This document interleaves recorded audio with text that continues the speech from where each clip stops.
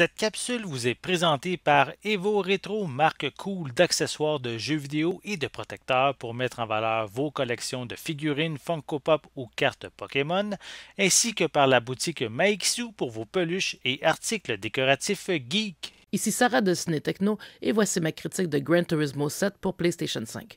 Le jeu est développé par Polyphony Digital Inc. et est publié par Sony Interactive Entertainment. Il est disponible depuis le 4 mars 2022 et on le retrouve également sur PlayStation 4. Gran Turismo, qui fête ses 25 ans en 2022, est de retour pour sa 7e édition principale, sans inclure les titres dérivés. Optimisé pour PlayStation 5, GT7 nous replonge dans le monde de la course automobile et surtout des collections de voitures de tout genre et de toute époque, avec plus de renseignements et d'options de personnalisation que jamais. Lorsqu'on lance le jeu, on a le choix entre un mini-jeu de rallye musical plus ou moins intéressant et d'accéder à la carte du monde, sur laquelle s'étendent diverses sections à déverrouiller, où on découvre petit à petit le monde de Gran Turismo. Au café, un sympathique barista nous offre des objectifs de collection au moyen de menus qui comportent des listes de voitures que l'on obtient normalement en terminant dans les 3 premières places. D'autres sections permettent de personnaliser la voiture en améliorant ses pièces, de chouchouter ses autos en les nettoyant ou même de les exhiber fièrement dans la section Scrapes. Les courses elles-mêmes, qui sont tout de même le noyau du jeu, sont séparées par continent et certaines ont des exigences précises quant à l'origine de la voiture ou à ses caractéristiques. Par exemple, les courses au Japon doivent être effectuées uniquement avec des voitures japonaises qui se conduisent avec le volant à droite au lieu de la gauche. Sur le plan local, on peut jouer seul ou à deux, tandis que le mode en ligne, qui exige un compte PlayStation Plus, peut accueillir jusqu'à 20 joueurs sur une même piste. Cependant, le mode multijoueur doit être déverrouillé et n'est donc pas accessible dès qu'on joue au jeu pour la première fois, ce qui pourrait frustrer les joueurs qui ne souhaitent que courir sur une piste avec leurs amis. Par contre, si l'on crée sa propre piste de course en ligne, on peut en modifier bien des caractéristiques, comme la météo ou même le moment du jour, tout comme bien sûr le nombre de tours pour terminer la course et autres paramètres.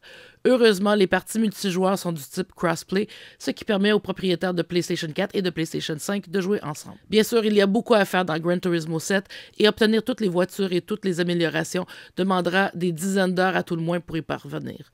Les plus impatients, au budget généreux, peuvent toutefois acheter des crédits pour renflouer leur portefeuille dans le jeu, mais ce n'est pas non plus obligatoire. Chaque voiture peut être personnalisée sur tellement d'éléments, tant cosmétiques que mécaniques, que l'on peut se sentir parfois dépassé par toutes les options possibles, sans oublier bien sûr la sélection de son véhicule préféré. Sur le plan de la difficulté, le jeu offre plusieurs options pour aider les nouveaux joueurs à s'habituer aux pistes de course et on peut même choisir d'utiliser les boutons X et carré pour accélérer et freiner au lieu de R2 et L2, ce qui rend le jeu plus confortable lorsqu'on a de petites mains.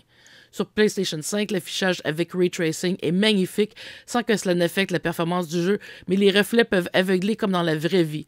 Les voitures sont extrêmement détaillées et réalistes, même dans l'habitacle. Par exemple, l'une des 3 voitures de départ, la Toyota Aqua, connue ici sous le nom de Prius C, sera très familière aux utilisateurs réguliers de Communauto Flex. S'il y a un petit point faible à souligner pour GT7, c'est sa trame sonore qui manque de gros noms de la musique. Une occasion ratée pour Sony et le vaste catalogue de sa division musicale, ainsi que le côté peu intuitif pour démarrer le jeu, puisque l'on ne réalise pas sur le coup qu'il faut tout déverrouiller et qu'on ne peut donc pas plonger immédiatement dans une course avec son premier bolide qui demeurera tout de même lent et lourd jusqu'à ce qu'on puisse acquérir d'autres voitures et surtout les améliorer.